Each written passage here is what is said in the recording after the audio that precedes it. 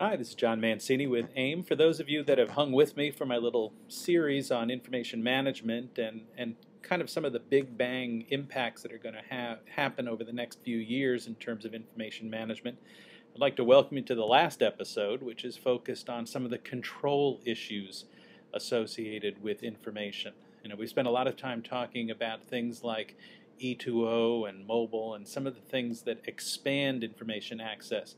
At the same time, we have a need to really think carefully about the control of information moving forward.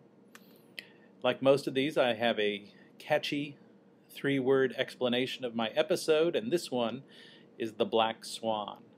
And unfortunately, many animals in the Gulf these days look like this. This isn't one of them. This is a black swan. And what black swans are events that occur with such infrequency and such unpredictability that people usually take the attitude that we couldn't possibly predict or prepare for a black swan. And the reason I use this as a metaphor is that we still have an attitude within organizations that problems that people have with information are basically black swans. Couldn't happen to me. It's kind of like a negative lottery that I would never win.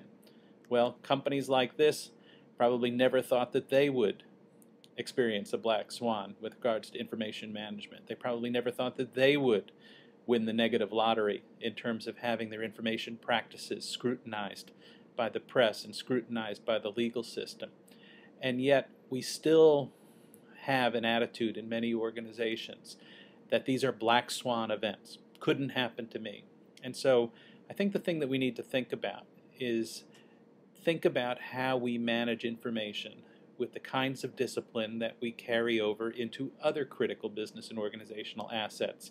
Assets like money with our financial systems, or inventories, or people with our HR systems. And until we start managing information with that kind of rigor, we are going to get into more and more and more challenges when our systems are scrutinized.